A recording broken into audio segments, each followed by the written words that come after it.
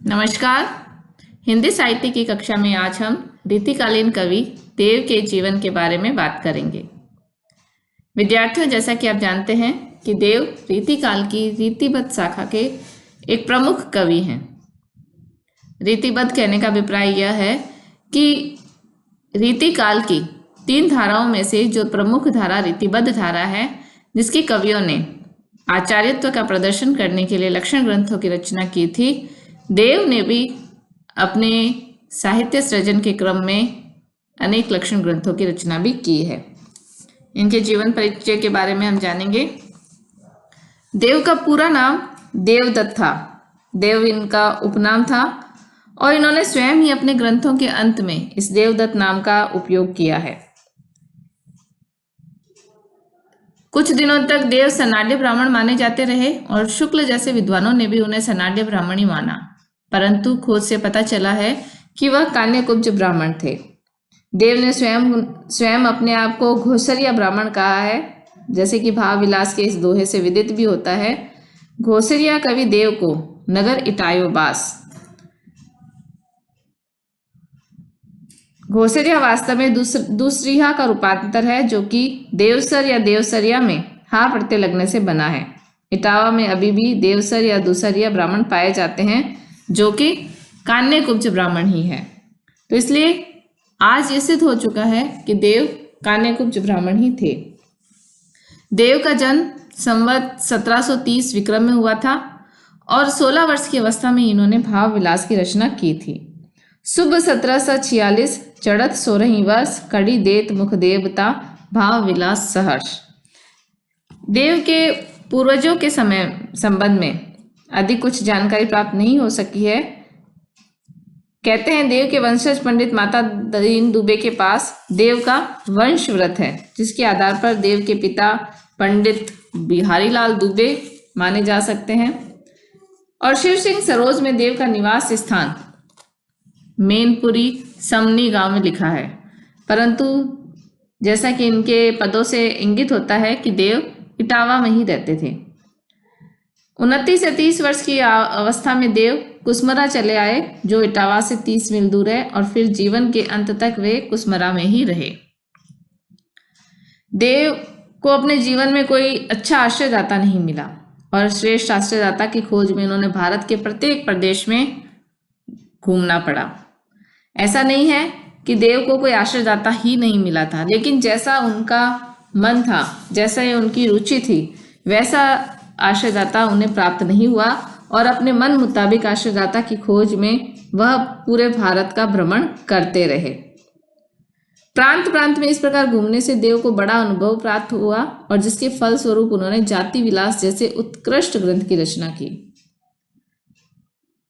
भवानी दत्त वैश्य, कुशल सिंह, राजा उदोत सिंह, भोगीलाल पिहानी वाले, अकबर अली खां आदि के आश्रय में देव रहे, परंतु भोगीलाल के अतिरिक्त कोई भी उन्हें मन लायक नहीं मिला। एक भोगीलाल पिहानी जो उनके आश्रयदाता थे, वह ही देव की रुचि के अनुकूल थे। भोगीलाल भूप लाख पाखर लिवैया, जिन लाख खर्ची रुचि आखर खरीदे हैं। देव का निधन संवत 1824-25 के लगभग हुआ था। अगर देव के ग्रंथों की बात कही जाए कि देव ने प्रमुख कितने ग्रंथ लिखे, तो इस संबंध में विद्वानों में मतैक्य नहीं है। कई कवि देव के द्वारा लिखे गए ग्रंथों की संख्या किसी ने 72 तक और किसी ने 52 मानी है, परंतु 20-25 से अधिक उनके ग्रंथों का पता नहीं चलता।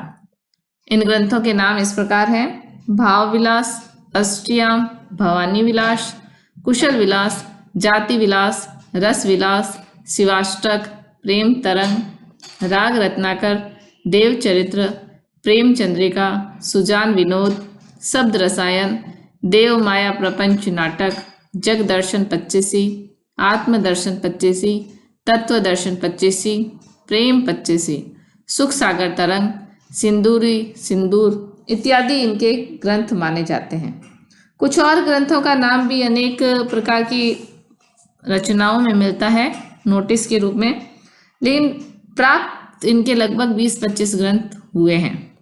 तो देव ने अपने जीवन काल में एक वृहद साहित्य की सृजना की थी।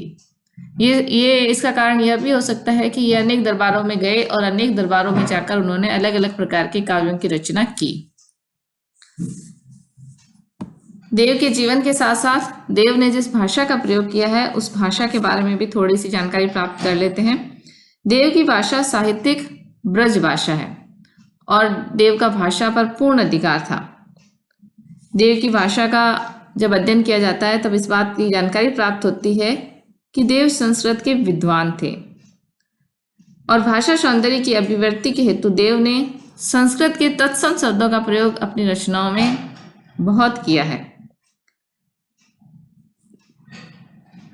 दीप्ति, वृंदारक जैसे संस्कृत के तत्सम शब्दों की देव की भाषा में बहुल्यता है, परंतु यहाँ पर यह भी ध्यान देने योग्य बात है कि देव ने अप्रचलित, दुर्लभ, कठिन संस्कृत तत्सम शब्दों को प्राय ग्रहण नहीं किया है। देव की भाषा की गुणों की बात की जाए तो इनकी भाषा में माधुर्य गुण सर्वत्र ही देखा जा सकता है। अधिकांश रूप से इनकी रचनाओं में माधुर्य गुण दिखाई देता है। सरल समृद्ध भाषा के साथ साथ शब्द झंकृति भी इनकी भाषा का एक बड़ा गुण है। शब्द में जो एक ध्वनि सौंदर्य होता है वह इनकी रचनाओं के इन शब्दों में देखा जा सकता है। सहर सहर सौंदो शीतल, समीर डोले घर घर घन घेरी के गहरिया, जहर जहर झुकी झीनी झरी लायो देव, छहर छहर छोटी बूंदन छहरिया, हहर हहर हंसी हंसी के हिंडोरे चढ़ी, थर थर तनु कोमल थरिया। प्रस्तुत पद देव का एक बहुत अधिक प्रसिद्ध पद है और इस पद को पढ़ने के बाद शब्दों की जो झंकृति है वह अनुभव की जा सकती है। देव का शब्द चयन बड़ा सुंदर है। उन्होंने सर्वदा भावों के अनुकूल शब्दों का प्रयोग किया है। देव की भाषा की एक अनेक विशेषता एक यह भी है कि इन्होंने अलंकारों का प्रयोग भी किया है। अलंकार उनकी काव्य में स्वाभाविक रूप से अधिकांश रूप से आए हैं। उपमा का प्रयोग सर्वाधिक रूप से किया है और उपमा के अतिरिक्त अनुप्रास, यमक, रूपक का प्रयोग भी इनकी रचनाओं में मिलता है। आरसी से अंबर में आभासी उजियारी लगे, प्यारी राधिका को प्रतिबिंब सो लगत चंद। तो इन पंक्तियों में हम अलंकार की छटा देख सकते हैं। देव की भाषा में लोकोक्तियों, कहावतों और मुहावरों का भी पूर्ण रूप से प्रयोग किया गया है। देव की भाषा में मुहावरे इस प्रकार से घुल मिल गए हैं कि वह भाषा का ही एक अंग प्रतीत होते हैं और इससे इनकी भाषा निखर कर हमारे सामने आती है। देव की भाषा के लाक्षणिक प्रयोग भी प्रशंसनीय हैं। एक जो इनकी भाषा की प्रमुख बात है कि इनकी भाषा में अरबी और फारसी शब्द अधिक नहीं मिलते हैं। तत्कालीन समय में मुसलमानों का प्रभाव होते हुए भी अरबी और फारसी शब्दों का प्रयोग इनकी रचनाओं में नहीं मिलता। इसके बनिस्बत संस्कृत के तत्सम शब्द इनकी भाषा में अधिक मिलते हैं। मिश्र बंधु ने इनकी भाषा की सुंदरता को, इसकी भाषा के गुणों को इंगित करते हुए लिखा है, प्रसाद, समता, माधुर्य, सुकुमारता, अर्थ व्यक्ति, समाधि, कांति और उदारता नामक गुण देव की रचना में पाए जाते हैं। कहीं कहीं ओज का भी चमत्कार है। पर्यायोक्ति, सुधर्मिता, सुशब्दता, संक्षिप्त, प्रसन्नता आदि गुणों की भी आपकी रचना में बहार है। तो मिश्र बंधु ने देव की भाषा को बहुत अधिक सक्षम बताया है।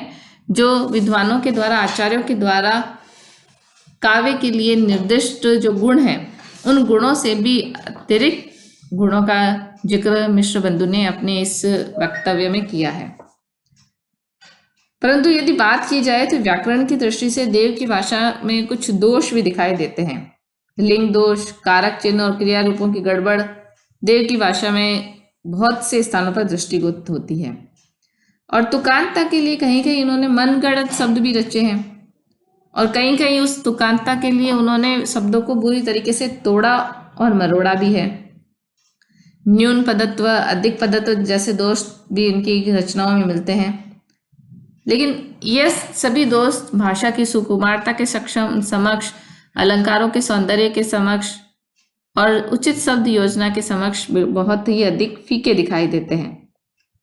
मूल रूप से इनकी भाषा आकर्षक और सुहावनी है और भाषा सौंदर्य का निखरा हुआ रूप इनकी रचनाओं में मिलता है। डॉक्टर नगेंद्र के अनुसार उन्होंने ब्रज भाषा के माधुर्य और संगीत की अपूर्व श्रीवृद्धि की है, उसको औज्ज्वल्य एवं कांति आदि गुणों से अलंकृत किया है तथा उसकी शक्तियों का संवर्धन किया है, और इस प्रकार ब्रज भाषा की पूर्ण समृद्धि का श्रेय निसंदेह इनको दिया जा सकता है। डॉक्टर नगेंद्र ब्रज भाषा की समृद्धि का आधार भी देव के इस काव्य भाषा को मानते हैं, जो अनेक गुणों से युक्त है। तो विद्यार्थियों, आज हमने देव के जीवन और देव की भाषा के बारे में जानकारी प्राप्त की। आगे की कक्षा में हम देव के कुछ पदों की व्याख्या करेंगे। धन्यवाद।